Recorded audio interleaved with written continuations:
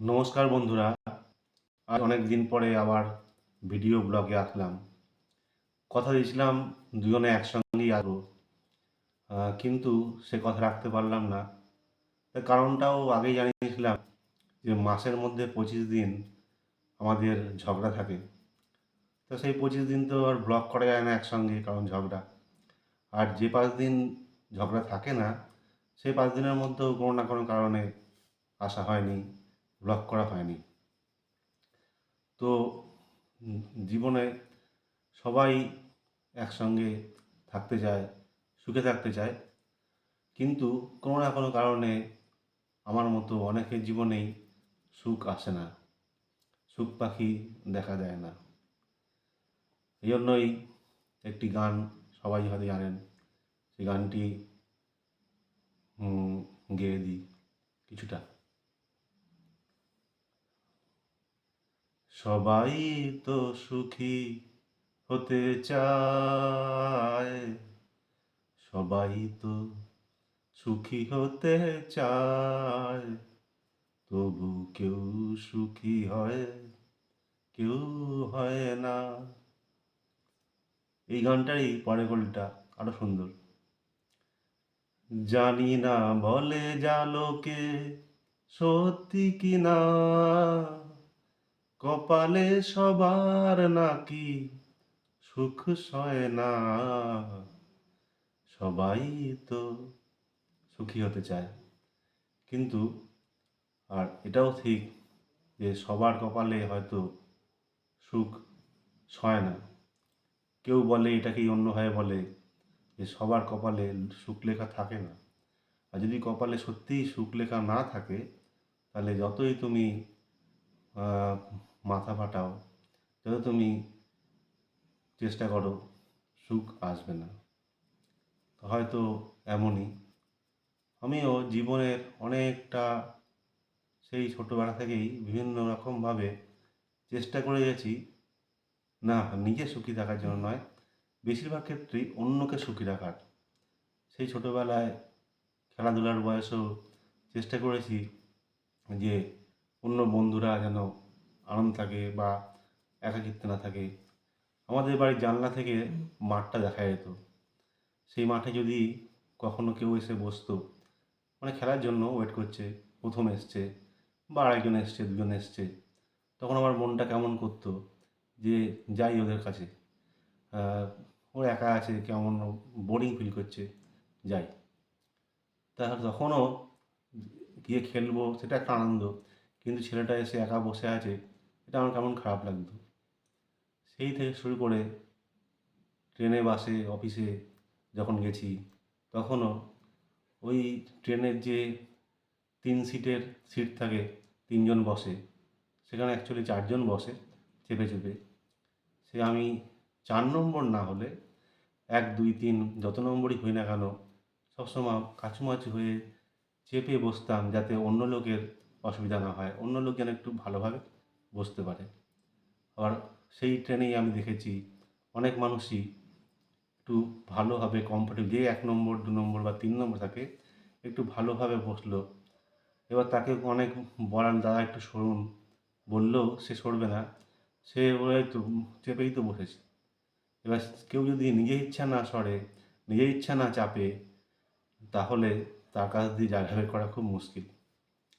যাই হোক, এইসব দুঃখের কথা চলেই আসে, কারণ জীবনটার আহ, আগামাথা সবটাই প্রায় দুঃখেরই বটে।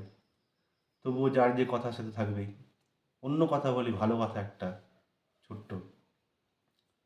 একটা কেউ বলেছে যে যখন কেউ খারাপ কাজ করে, তখন এই সামনে দেখে, পেছনে দেখে, ডাইনে বাঁয়ে দেখে যে কেউ দেখলো নাকি, কিন্তু সে ভুলে যায় উপরটা দেখতে।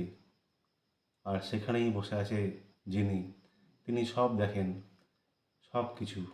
তার কাছ থেকে লুকোনোর কোনো উপায় নেই। আর একটু স্বতন্ত্র একটা ছোট্ট কাহিনী।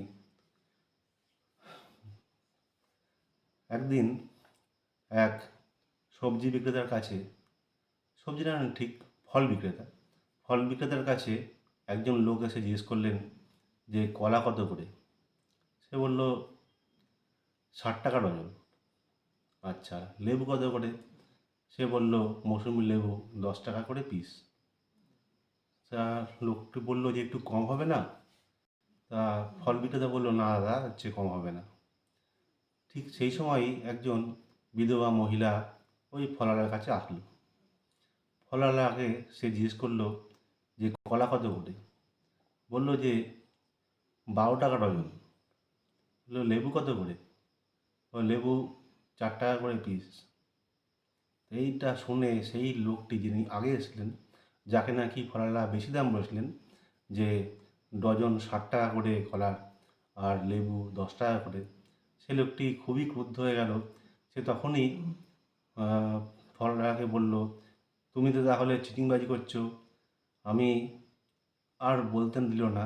ফলওয়ালা বলল, ঠিক আছে, আপনার সঙ্গে একটু পরে কথা বলছি, ওনাকে আমি দিয়ে দিই, তারপরে আপনার সঙ্গে দেখছি। তা কী হলো, ফলওয়ালা যথারীতি ওই মহিলা যতটা কলা নেওয়ার, 1 ডজন কলা আর 10টা মতো লেবু নিলেন এবং পয়সা দিয়ে চলেও গেলেন। তখন সেই যিনি কাস্টমার, যিনি প্রথমে এসেছিলেন, তিনি তখন বললেন যে আমি এখনই পুলিশে ডাকবো, তুমি চিটিংবাজি করছো। একজন মহিলা পেয়ে তখন কম দামে বললে, আমাকে বেশি দাম বললে।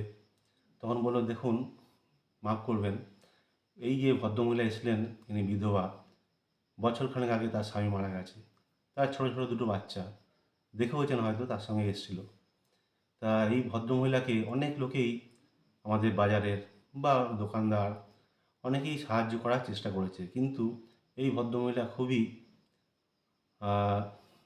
স্বাবলম্বী হতে চায়, তার কারোর সাহায্য নেবে না।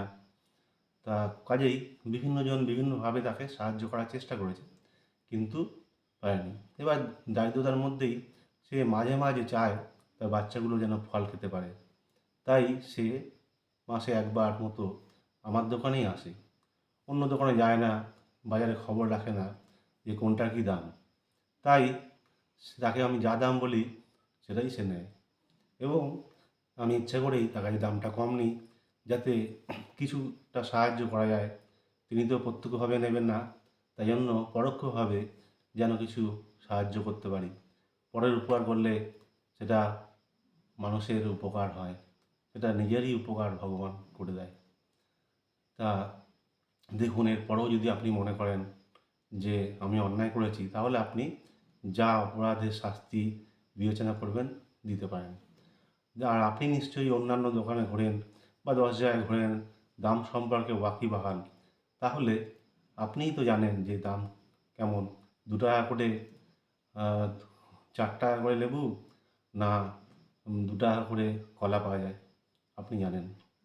তখন লোকটি শান্ত হয়ে গেল এবং এই ফলার প্রতি তার আরও শ্রদ্ধা বেড়ে গেল। তিনি বললেন, হ্যাঁ, তুমি ঠিক কাজ করেছো, আমাকে 1 ডজন কলা দাও আর 1 ডজন লেবুও দাও। নমস্কার, আজকের মতো আসি। ভালো থাকবেন সবাই।